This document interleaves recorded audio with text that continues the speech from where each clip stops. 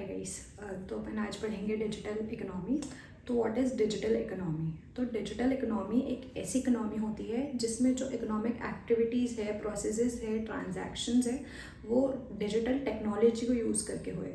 उस तरीके की इकोनॉमी को क्या बोलते हैं अपन? Digital economy. तो डिजिटल इकोनॉमी क्या है? Economic activities, processes and transactions using digital technology.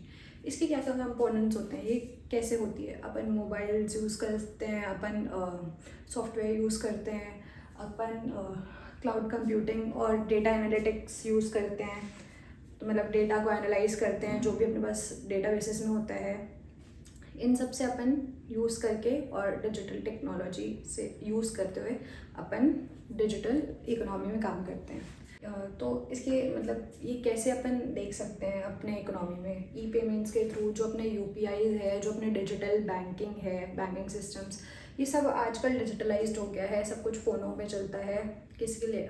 मतलब अपन को कोई भी फिजिकल इंफ्रास्ट्रक्चर नहीं होता जिसमें अपन जाके और ये सब परफॉर्म करें। अपन अपने फ़ोन से और लैपटॉप से इसको एक्सेस कर सकते हैं।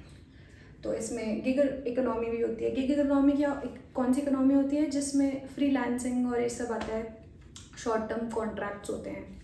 तो ऐसी इकोनॉमी में अपन ये भी कंसिडर हो जाता है। ई गवर्नेंस क्या होता है कि जो अपनी जो गवर्नमेंट है वो आजकल डिजिटल इकोनॉमी को यूज़ करते हुए अपनी एक्टिविटीज़ करती है। जैसे कि जो उसकी सब्सिडीज़ है, पॉलिसीज़ है और जो सर्विसेज वो प्रोवाइड करती है वो डिजिटली ट्रांसमिट कर देती है। जैसे उसकी जो सब्सिडीज़ का अमाउंट है वो सीधे के सीधे लोगों के हाथों में आ जाता है। तो ऐसा पहले क्या होता था? पहले जा के लोगों को बैंक से करवाना पड़ता था, मुश्किल भी होता था वो। तो अभी ये इन सब की वजह से ईजी हो गया है। तो ये डिजिटल इकोनॉमी क्या कर रही है? बिजनेसेस को भी बहुत हेल्प कर रही है। ये टूल्स, डिजिटल टूल्स प्रोवाइड कर देती है, कैनवा वगैरह की तरह। और ये क्या करती है? बहुत ग्लोबल रीच प्रोवाइड करती है बेसिकली। तो अपने पास जो जनता होती है वो अपना सामान खरीद सकती है। कोई भी इंडिया से सामान अपना यूएस से खरीद सकता है इंडिया में बैठे बैठा। तो ऐसा ये क्या होती है? फास्टर होती है, एक क्लिक में काम होता है, एक्यूरेट होती है, एफिशिएंट होती है और कॉस्ट रिडक्शन हो जाता है। किसी भी अपन को फिजिकल इंफ्रास्ट्रक्चर की ज़रूरत नहीं पड़ती, फ़ोन में बैठ के काम हो जाता है। हाँ, तो इसकी वजह से अपने इनोवेशन में, इन्वेस्टमेंट में, जो बिजनेस है इनमें ग्रोथ आई है। और इसने जीडीपी अभी 2026 तक की अपनी जो जीडीपी है इसको 20% भी कंट्रीब्यूट कर देगी इसमें। तो काफ़ी इसके बेनिफिट्स हैं। Faster, accurate, efficient, cost reduction, GDP growth, boost in investments वगैरह। इश्यूज़ क्या है? थोड़ा डेटा प्राइवेसी का इशू है, साइबर अटैक्स का इशू है।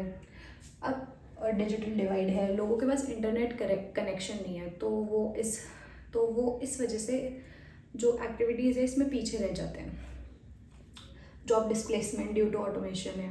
अब सारा काम आजकल क्या करता है? एआई कर लेता है और इंटरनेट से बहुत आसान हो चुका है। तो इसकी वजह से जो एआई वगैरह और जो इंटरनेट है वो लोगों की जॉब्स खा रहा है। मतलब जॉब्स अपनी सॉफ्टवेयर आईटी सेक्टर्स में तो बढ़ रही है, बट और जो पहले काम ह्यूमंस करते थे अब वो इंटरनेट ही कर लेता है अपना। डिजिटल एंड फाइनेंशियल लिटरेसी, लोगों को यूज़ करना नहीं आता, कैसे करते हैं, को कैसे ऐप चलाते हैं। तो इस वजह से ये भी इसके इश्यूज़ हैं। इनिशिएटिव्स क्या लेती है अपनी India?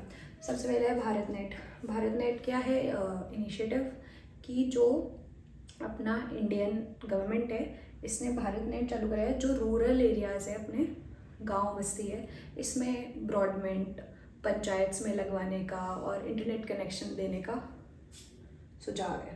Digital India mission, digital empowerment के लिए और जो अपनी डिजिटल लिटरेसी है उसको बढ़ाने के लिए।